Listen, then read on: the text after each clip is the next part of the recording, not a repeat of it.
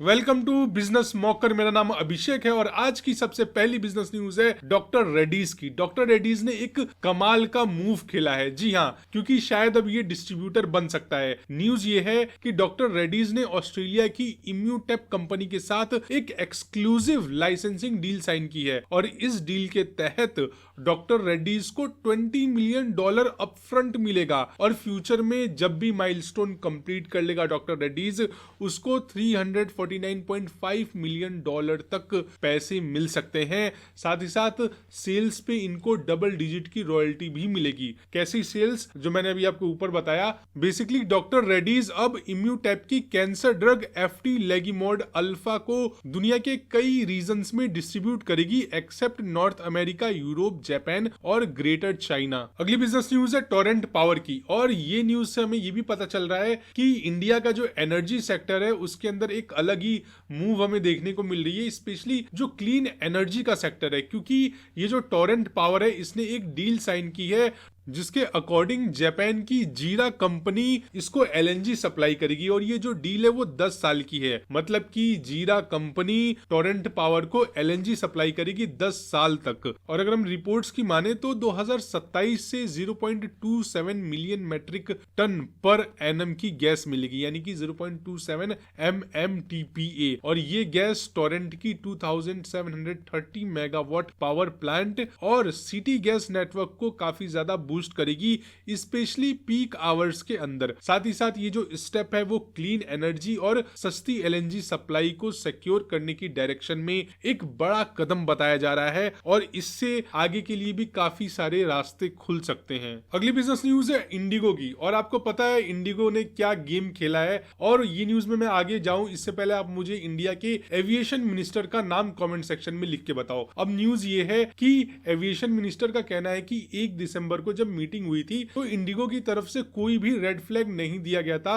Indigo को सारी चीजें सही लग रही थी, लेकिन जस्ट उसके बाद ही इंडिगो ने सारे जो उनके प्लेन्स है, सारे रूट्स हैं, उसको कैंसिल करना शुरू कर दिया। और मैं आपको एक बात बता दूं कि जो सरकार है यानी कि जो एविएशन मिनिस्टर है वो बहुत ही ज्यादा स्ट्रिक्ट है इस रवैये से जो कि इंडिगो ने अपनाया है। उन्होंने ये बोला है, वो भी संसद की बात है, मैं सुन रहा था, उन्होंने बोला कि एग्जाम्पल सेट करने की जरूरत है तो बहुत ही ज्यादा कड़ी कार्रवाई की जा सकती है इंडिगो के ऊपर। क्योंकि इंडिगो ने देखो भाई मोनोपोली का फायदा तो उठाया है और आप इस बात से नहीं नकार सकते कि इस वक्त जो गवर्नमेंट है बीजेपी वो कितनी ज्यादा सख्त है। अगर वो कोई एक बार डिसीजन ले लेती है तो उससे वो पीछे नहीं हटती है। चाहे आप फार्मर्स बिल का ले लो, कितनी ज्यादा मुश्किल हुई थी, 1 साल तक फार्मर्स ने आंदोलन जारी रखा था। CAA NRC देख लो, फिर उसके बाद कश्मीर एक्ट जो हटा था और उसके बाद राम मंदिर का मुद्दा ले लो। तो गवर्नमेंट काफी ज्यादा स्ट्रिक्ट है अपनी चीजों को लेकर के। तो मुझे लगता है शायद इंडिगो का गेम ओवर हो सकता है, क्योंकि ये तो श्योर है कि गवर्नमेंट इंडिगो को नहीं छोड़ने वाली है। और साथ ही साथ अगर आप इसके दूसरी तरफ देखो तो एक कंपनी है, उसका नाम आप बताओ, उसने 100 फ्लाइट्स एक्स्ट्रा एड ऑन कर ली और उस कंपनी का शेयर 14% ऊपर भी चला गया। 14% ऊपर जाने के बाद 35 रुपए का प्राइस उसने टच कर दिया। तो इसको कहते हैं आपदा में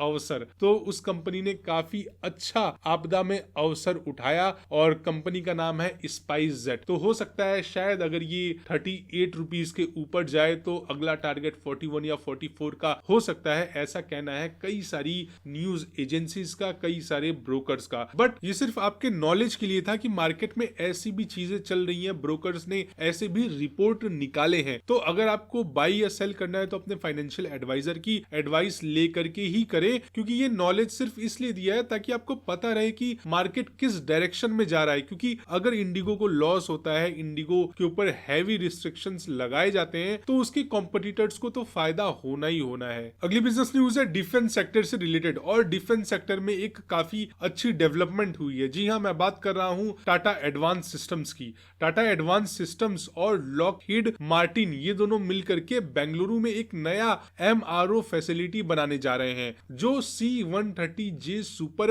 हरकुलस मिलिट्री एयरक्राफ्ट की मेंटेनेंस, रिपेयर और ओवरहॉल ओवरहॉल सर्विस देगी। MRO मतलब आपको पता होगा यही होता है, मेंटेनेंस करना, किसी प्लेन का रिपेयर और ओवरहॉल करना। अब ओवरहॉल सर्विसेज का क्या मतलब है? बेसिकली एरोप्लेन को चेक करना, उसकी सफाई करना, उनके पार्ट्स को अलग करके हर एक चीज चेक करना कि कुछ खराब तो नहीं है, और अगर कुछ खराब है तो उसको बदल करके वापस से एरोप्लेन्स को एक साथ जोड़ना। इसी को हम कहते हैं ओवरहॉल सर्विसेज, क्योंकि ये काफी ज्यादा इंपॉर्टेंट सर्विस है, क्योंकि आपको पता है फाइट करने जा रहे हो आप तो सारी चीजें प्रॉपर्ली चेक होनी चाहिए। और इस फैसिलिटी से न सिर्फ इंडियन एयरफोर्स को तेजी से सर्विस मिलेगी, साथ ही साथ मेक इन इंडिया इनिशिएटिव को भी बूस्ट मिलेगा। और ये MRO सेंटर 2026 तक रेडी हो जाएगा, और जो पहला एयरक्राफ्ट है वो 2027 में सर्विस के लिए आएगा। तो काफी इंटरेस्टिंग चीज लग रही है, और बेंगलुरु में हो रहा है तो ये और भी अच्छा है। मुझे लग रहा है शायद धीरे धीरे सिलिकॉन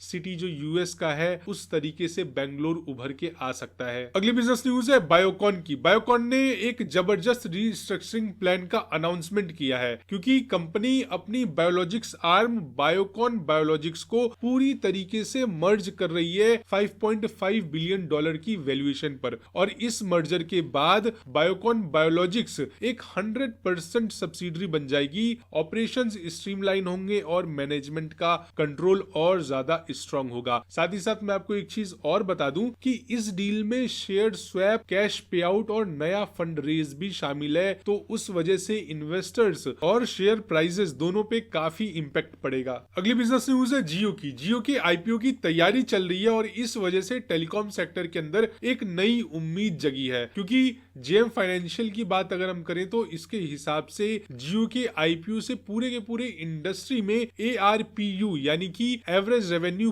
पर यूजर और प्रॉफिट, ये दोनों बढ़ने की उम्मीद है। और ऐसा इसलिए क्योंकि 5G रोल आउट के बाद कैपेक्स कम हो गया है, और जब आईपीओ आता है तो फंड रेज किए जाते हैं, और उस फंड के वजह से नई नई टेक्नोलॉजी बनाने के लिए जो पैसे लगते हैं वो यूज हो जाते हैं। जो उनका 5G नेटवर्क है, जो जियो का 5G नेटवर्क है, वो और ज्यादा स्ट्रांग होगा, क्योंकि जब कंपनी के पास पैसे आएंगे तो कंपनी उसको इन्वेस्ट तो करेगी ही करेगी। साथ ही साथ जेएम फाइनेंशियल ने ये भी बोला कि Bharti Airtel, Vodafone Idea, Indus tower, Tata communications के लिए काफी ज्यादा ग्रोथ की संभावना भी है। और जब मैं ग्रोथ की बात कर रहा हूं तो यहाँ पे शेयर प्राइजेस की बात हो रही है, क्योंकि ब्रोकरेज का कहना है कि आने वाले महीनों में 15% तक की टैरिफ हाइक भी पॉसिबल है। और अगर हम इंडस्ट्री एक्सपर्ट्स की बात करें तो उनका मानना है कि अब प्रीमियम प्लान्स और डेटा कंजम्पशन से टेलीकॉम्स की ग्रोथ और ज्यादा स्ट्रांग होगी। अगली बिजनेस न्यूज है JSW इंफ्रास्ट्रक्चर की। JSW इंफ्रास्ट्रक्चर लॉजिस्टिक बिजनेस में जरूर कुछ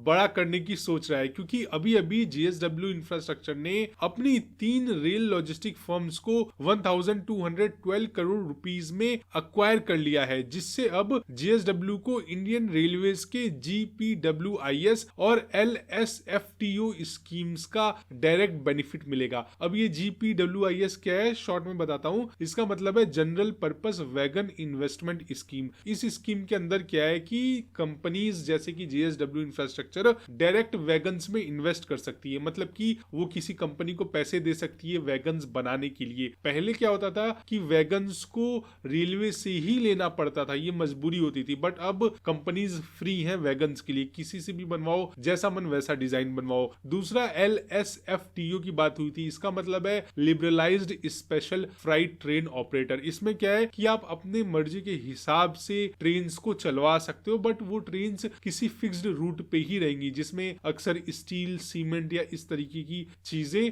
ट्रांसपोर्ट करती हैं कंपनीज। तो अब अगर मैं आपको न्यूज की तरफ वापस लेके चलूं तो इस एक्विजिशन से 21 रेक्स की ready fleet, long term contract और डील रेवेन्यू मॉडल मिलता है, और स्टील के साथ साथ सीमेंट जैसे सेक्टर से स्टेबल इनकम भी मिलेगी JSW इंफ्रास्ट्रक्चर को। और कंपनी का टारगेट ये है कि 2027 तक वो अपने फ्लीट को 45 रेक्स तक, 2030 तक 110 रेक्स तक लेकर के जाएं। और एक चीज मैं आपको बताऊं, ये जो न्यूज मैंने सुनाई और इसके पहले भी मैंने जितनी भी न्यूज सुनाई है वो काफी ज्यादा डिटेल्ड न्यूज थी। मैं इस तरीके का न्यूज नहीं लाता कि सिर्फ हेडलाइन सुनाया और हेडलाइन सुना के निकल के चला गया। तो अगर आप ऐसी ही डेली बिजनेस न्यूज चाहते हो जिसमें हम इन डेप्थ में जाएं तो हमें सब्सक्राइब कर लो, और अगर आप हमें सपोर्ट करना चाहते हो तो प्लीज वीडियो को लाइक जरूर करें, क्योंकि आप जब एक लाइक करते हो तो हमारी वीडियो की रीच काफी ज्यादा बढ़ जाती है। और अगर हो सके तो प्लीज अपने किसी एक दो फ्रेंड्स को ये वीडियो जरूर शेयर करें, क्योंकि हमें बहुत ज्यादा सब्सक्राइबर्स की अभी जरूरत है, हमारी रीच बहुत ज्यादा कम है। बाकी कल फिर से मिलते हैं इसी टाइम पे,